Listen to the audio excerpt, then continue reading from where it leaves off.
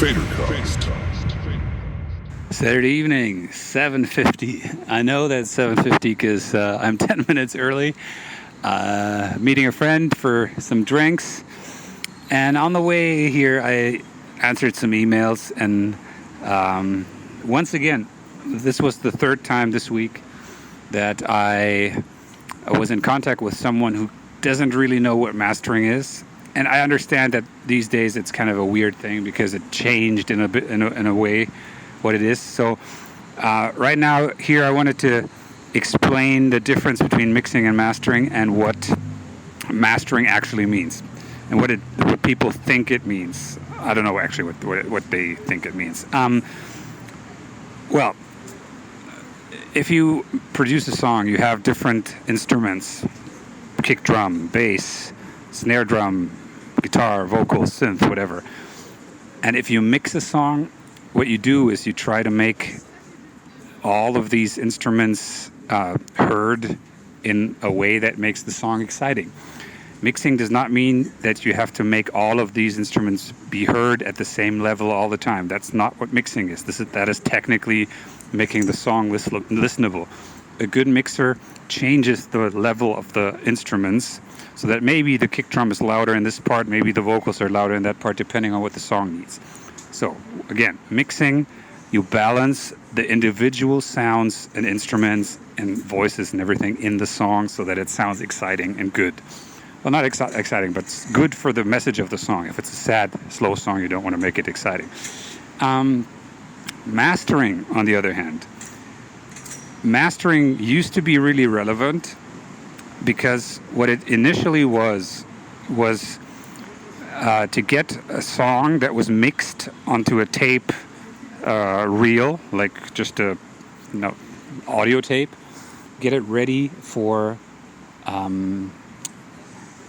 vinyl pressing. And you needed to have some technical stuff done to that, and that was originally mastering. At that point, mastering engineers started changing the sound to make it better.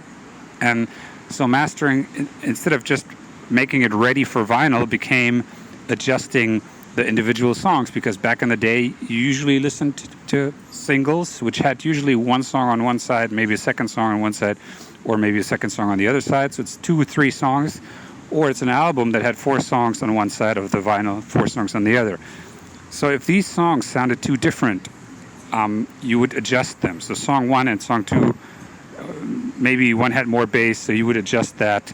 Maybe the other one was louder, so you would adjust that, so that when you listened to all the songs in a row, they all sounded reasonably similar. And over time, when we started going to CD, and along with that, people started adding. So at first the mastering process was putting it onto vinyl, then it was adjusting the sound so that the album sounded listenable as one. Because every recording and every mix sounds a little different. So, and after that, it started to get to make the song as loud as possible, because people were putting CDs like in clubs or in bars into like a CD player thingy where like a lot of CDs or a lot of songs were being played. Same with radio. And the louder it was, the more exciting it sounded. Loud is always supposed to sound better. It does sound more exciting and better for about 2 minutes or something, which is enough. So there was a thing called the loudness war, and everyone didn't care anymore if the song sounded good. They just cared if they sounded really loud. And this kind of loud sound kind of became synonymous with mastering. People would make a mix, and then they'd hear the mix, and it was much, much, much, much less loud than a commercially available CD. And then they would send it to mastering and think that the only thing that mastering does is make it really fucking loud. So at some point, maybe, I don't know, 10 years ago, that was the thing that people thought that was being done by mastering. Today, we live in a world where nobody listens to CDs anymore. Vinyl is kind of back, so vinyl mastering is a thing. But what is really happening is that people listen to individual songs. If you listen to Spotify, you don't listen to the Faderhead album from song 1 to song 14. You listen to one Faderhead song, then you listen to, I don't know, one VNV Nation song, then you listen to one Crombie Christ song, and then maybe you listen to a Justin Bieber song, whatever is in the playlist or whatever is in the whatever the algorithm suggests. So the idea of making 4, 6, 7, 8, 14 songs sound kind of similar so that you can listen to them one after the other, that is completely out of the window. Doesn't need to be done. Vinyl mastering doesn't need to be done either because you're not listening on vinyl unless you're printing vinyl. That's a different thing, and you need a separate mastering process. But nobody really, most people don't do that. So what's my point? So you don't need mastering for album anymore, and you don't need loudness anymore. And this is the next thing. Spotify, Deezer, Tidal, YouTube, all the streaming services, what they do is they measure your loudness, the loudness of the song. You can measure it in dB, RMS. It doesn't matter. You can have a measurement if a song is very loud, and then they lower it to a certain standard.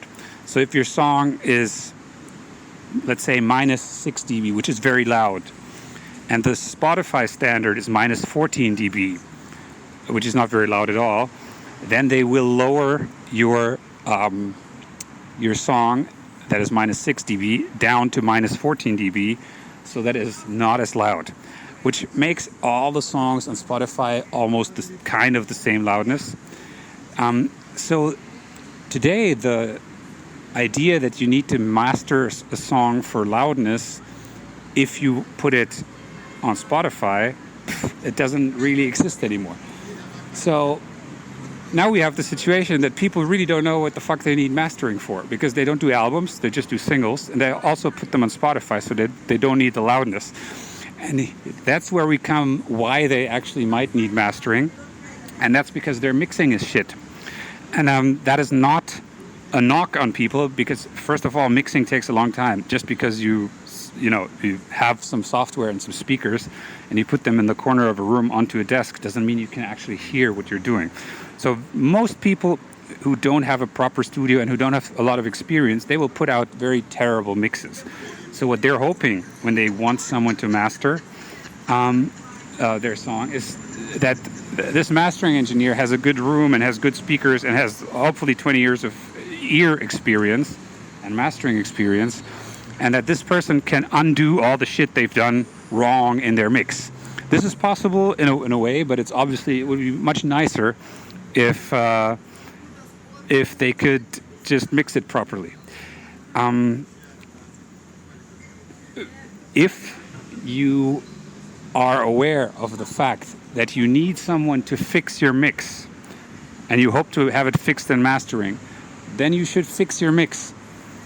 I was just talking to one of the people this week who was thinking she might need mastering on this one track, and I said, if it's just one track, you do not need mastering if the mix is good.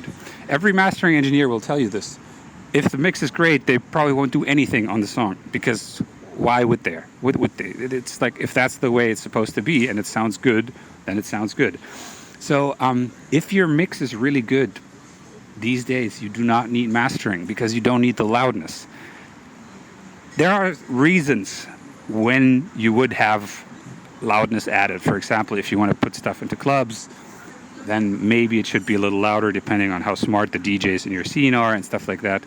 But to recap this, mixing is the most important part here. You can, like, my demos sound better these days than a lot of stuff that's been mixed and mastered. Definitely better than all my old stuff sounded, simply because I know what I'm doing.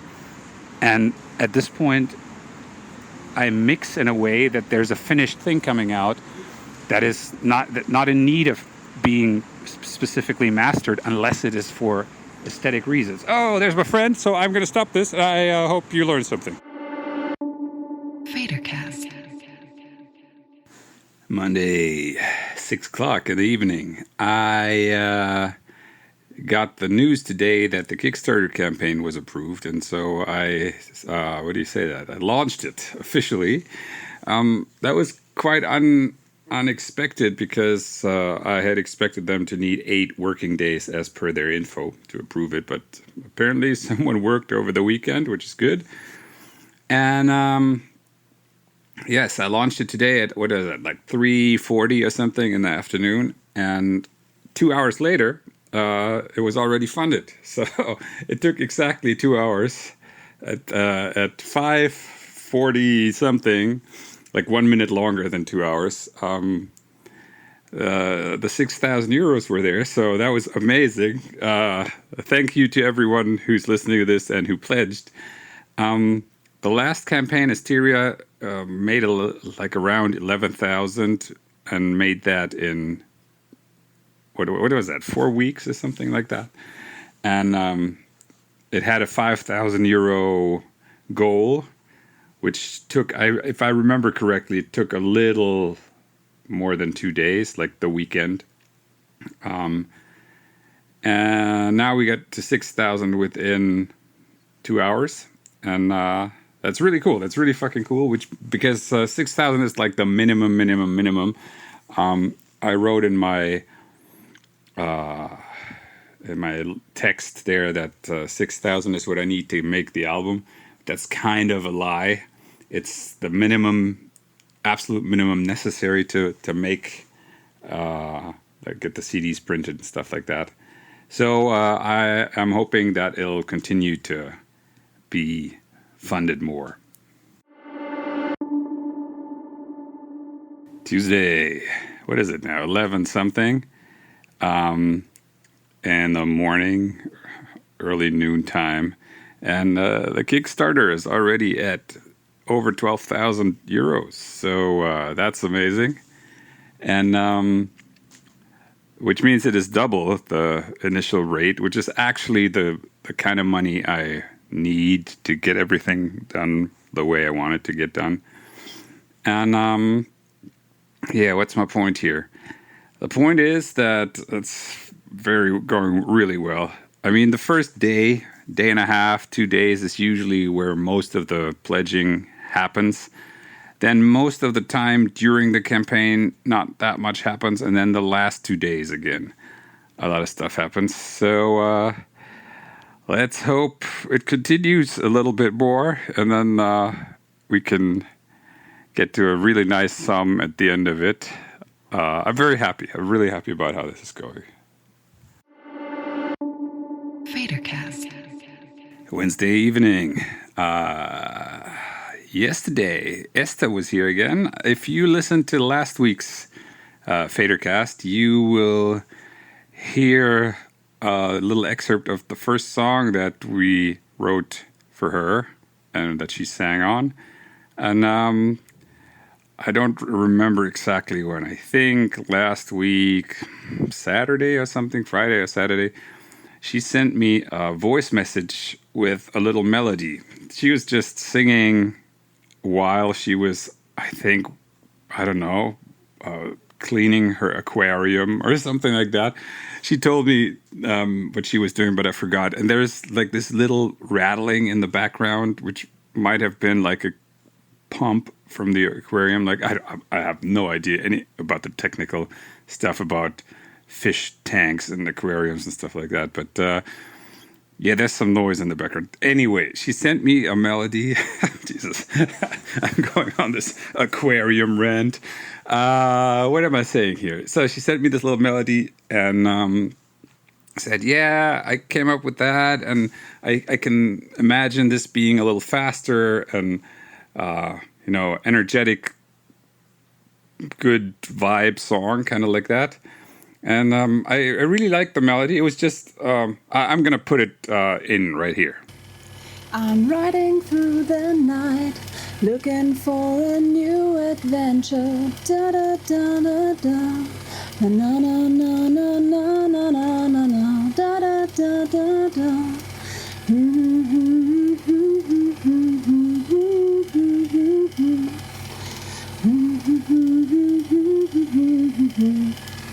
I thought it was really catchy the way it was.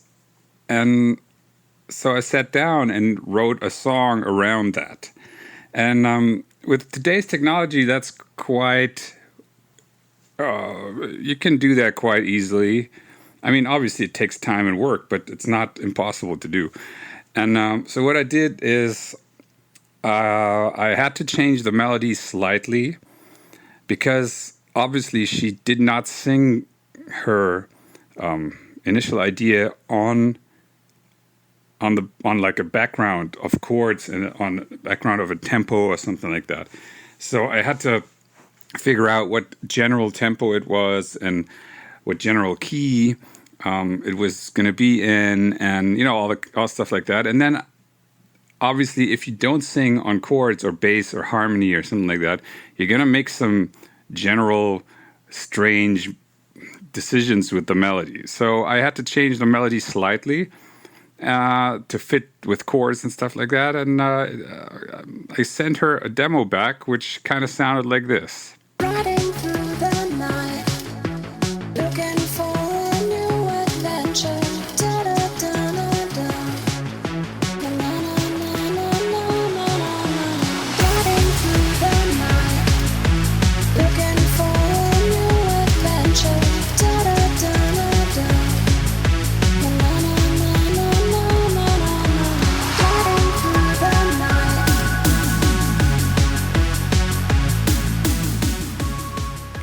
And which she also really liked, so that was good. I liked her melody. She liked what I did with it. I also wrote chorus lyrics, but I didn't feel like singing them because, oh yes, she sent me that, and I worked on that song really early in the morning. I don't remember what day exactly it was, but I was up 5:30 or something, and I think I sent her the demo back before 7:30 or something like that. And yes, so she dropped by on Tuesday. Tuesday? Yes, today is Wednesday. And we sat down and we wrote more lyrics, and she recorded that, and it turned out really well. I really like how this is going, and I mean, she's never been like a professional singer or anything, and hasn't had voice lessons and stuff like that, but she's starting to work on that. And I think there's a difference between how the voice sounds on the first track and the second track already within a week or something. And so here's a little demo version with full vocals.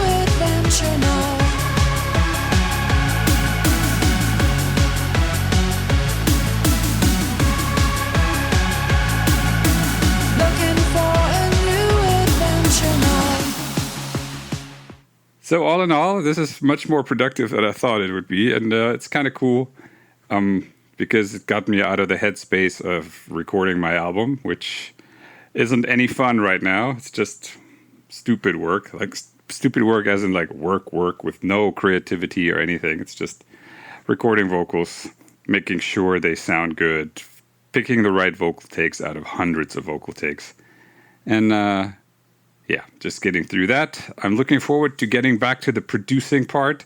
That's so funny because I used to think that that's what I did not like, producing and mixing. Right now I'm like, yeah, let me go back to the producing part because now I can make it sound nice and interesting. I don't know. Yes. Anyway, We'll see. Right now, the two tracks that Esther has are, to me, they're better than most of the stuff that the synth goth scene is doing. And considering that she's a complete beginner at singing, we'll see how that goes. Maybe 2022, we do something with that. We'll see. Thank you for listening to this episode of FaderCast. If you have any questions or suggestions, just email me at contact@faderhead.com. You can obviously also find me on all the socials on Instagram at Faderhead Official, and everywhere else under Faderhead. Please be a friend and tell a friend about this podcast. And until next time. FaderCast.